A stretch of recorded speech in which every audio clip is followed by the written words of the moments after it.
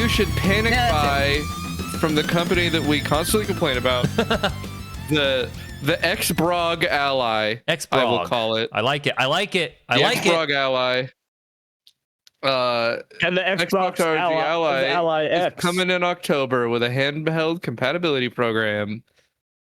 So okay, so what exactly is the handheld compatibility? So because I saw this and was like, what the fuck? Well, you know how on Xbox they have the X/S thing at the bottom that's like, this is a Series XS game. So they're this gonna is basically it's have compatible that with the handheld or not. Okay, that makes sense. like the Steam Deck. I would say it's probably a little closer to the thing Steam has for the deck. Yeah. Where it's like, this is playable, this is verified, and it'll run great. Yep. This is gonna run like dog shit.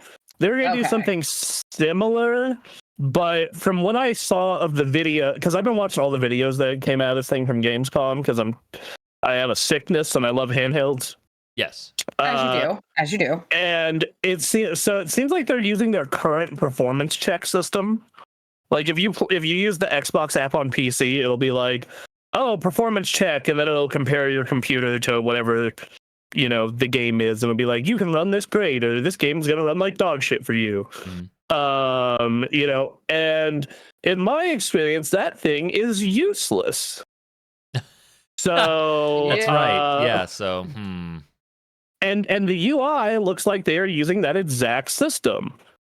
So it only has two tags for it, which is handheld optimized and mostly compatible. What about not compatible? I guess anything is technically compatible. Anything that works on an Xbox will work on an Ally. No, that is not. Well, that's technically true. So if it is an Xbox Play Anywhere game, it'll work perfect. So if you're playing like Starfield, Blotro, or something like that. However, if it is a game that is only on console, you have to stream it. So like if you that was like their direct answer. They did not make a 360 or Xbox One emulator. They were like, "Yo, dog, you just stream it. Stream this." And I was like, "Fucking really?"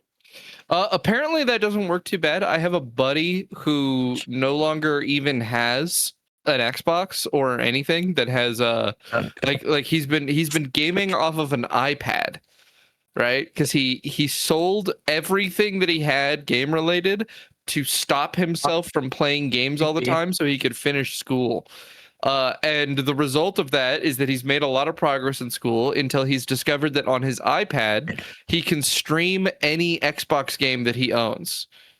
And so he's been streaming Valheim off of his iPad and playing it a ton, and apparently it works just completely seamlessly. That is a lie. I literally was using this service last night. So he hasn't had any complaints. That's all I know. Then he has very low standards. He sure does. I mean, look, he's playing games off an iPad.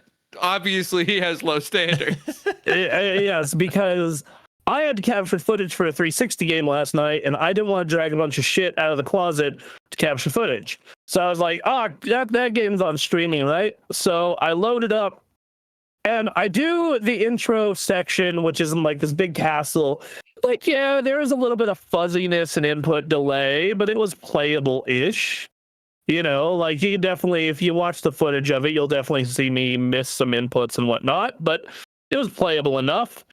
And then I get to this section that's like this big, fairy castle grove area. And it has like all these particle effects and this grass, and it is the most pixelated piece of crap thing I've ever seen in my entire life. It looks like someone just smeared Vaseline everywhere and added ass loads of input delay. And I am on a wired gigabit connection, motherfucker. So I cannot imagine what this is like for the majority of people. But you're right, your friend probably has really low standards because he is playing Valheim on a fucking iPad. So, the fact it works at all. Yeah. That's yes, a bit more shocking than anything. yeah, like when I was in the hospital, I played a little bit of Yakuza Like a Dragon. Oh yeah. Via my fucking phone. So I if you are desperate enough, it works, I guess. It does. Yeah. But to be like, we are making the ultimate gaming handheld, but you can't play a good portion of your console games natively. Like what? Okay, sure. It's desperation. Like Mind what you, you got. right now, console games that don't work on PC and therefore can't be played natively is a dwindling population of games at the moment. It is still a pretty good amount, dog. Yeah, but for most consumers, it's not going to actually be a huge like. I mean, yeah. I think for most consumers, they are not concerned with like playing Viva Pinata or Cameo. They might be concerned with playing Banjo Kazooie, but that's a different thing. Yeah. So, but yeah. Along with this, we have a little other update on it that is the pricing. Well, hold on. They also said that they have a release date for this thing. It's in October. It's October 16th. October 16th. Oh, all right. So but it's not that far. yeah, soon. no. But the weird part is they have not announced pre-orders are available yet, and they have also they have not given any details on price. But apparently, Best Buy and a bunch of other places decided to leak the price. Yep.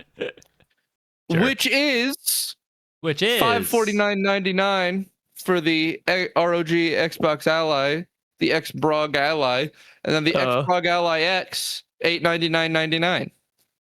Yeah, so I was actually curious about what the differences are between the Ally like X With that and the much of a regular price difference, they ought to be pretty meaningful.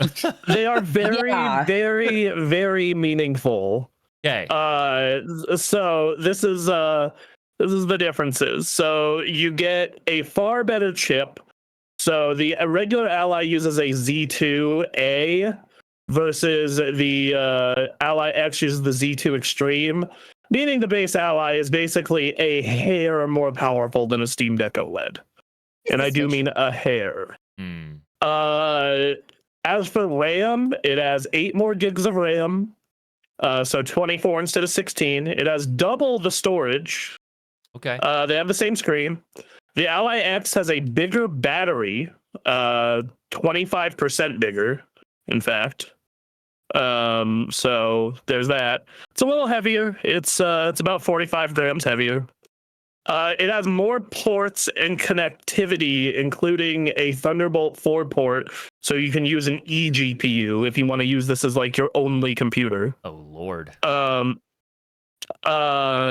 know people who do it. In fact, when I was at Evo, you had people who would hook a Steam Deck up to a dock, and that's how they were running sets. Man. Okay. It was awesome. It was so awesome. And it was awesome to see a Steam Deck out in the wild too. Yeah. It's getting better triggers. It's getting bullshit AI tools.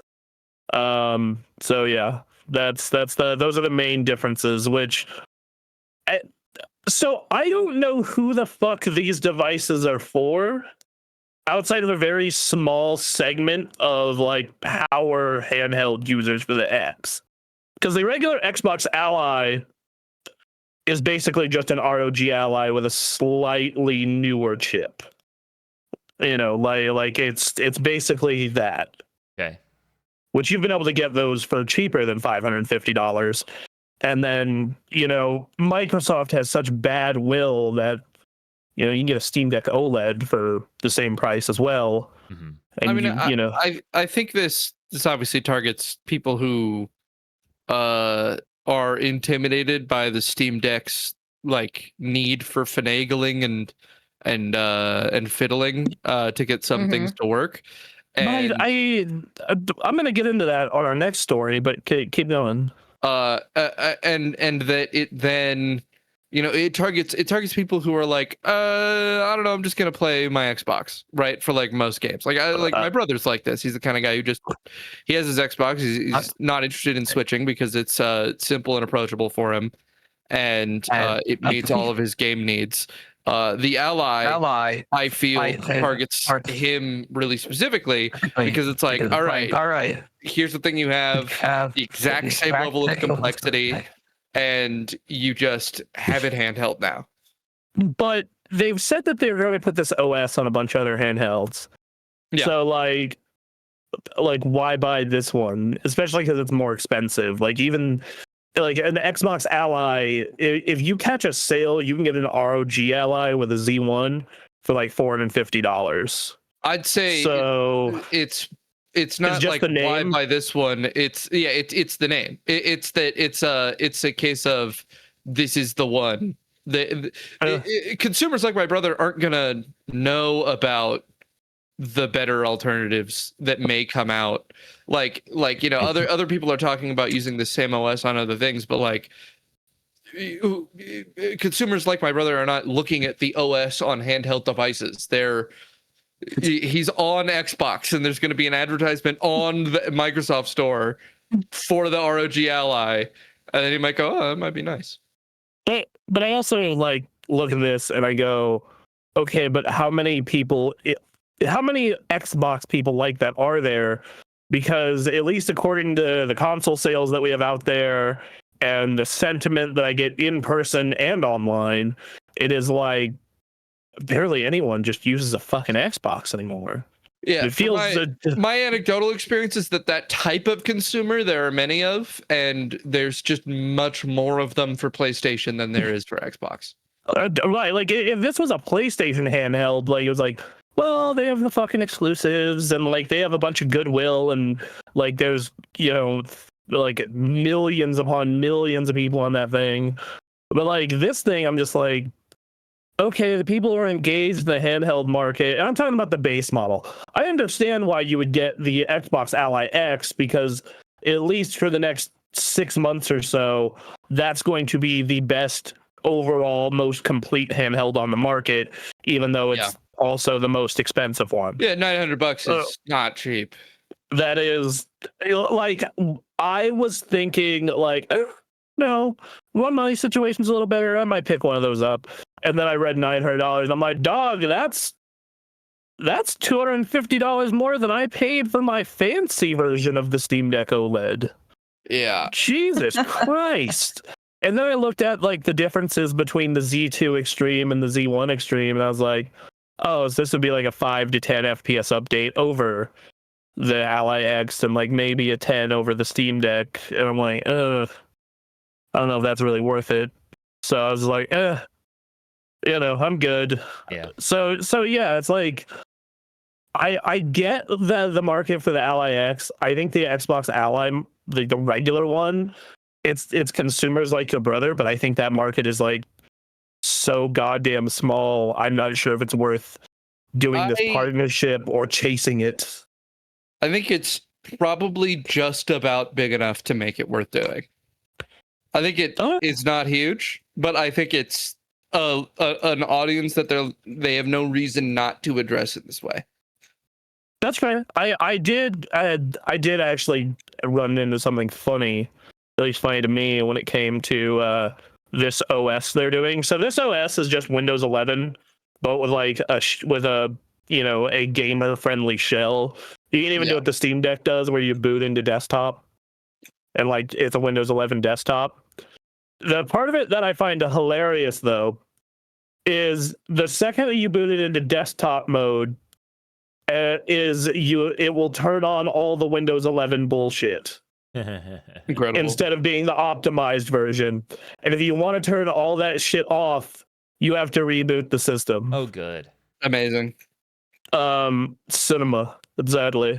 So, yeah, dog, it's like that alone is hilarious. And the part of it that's funny to me is like, I know a lot of handheld enthusiasts. I'm one. What I am personally going to do if I were to buy this thing is, as an option, if you can tell it what to boot into at start, so it doesn't have to boot into this Xbox UI thing they're doing. You can literally just turn this thing in to a Steam Big Picture machine, like have it boot automatically into Steam with all the Windows shit in the background turned off, Mhm. and that then sounds nice. yeah, because they allow you to download any storefront, Discord, anything you want. So I was thinking about like, man, you could just turn this into a Steam Deck with more compatibility and ignore Microsoft Store, Game Pass, all that crap. Right. Oh, that's hilarious. That's amazing. Well, Um, why don't we transition to the next story here, because we're talking about the kind of people who play these PC handheld devices. yeah. how they feel Apparently, about there's Xbox. 2.3 million of them. Coming this year. 2025.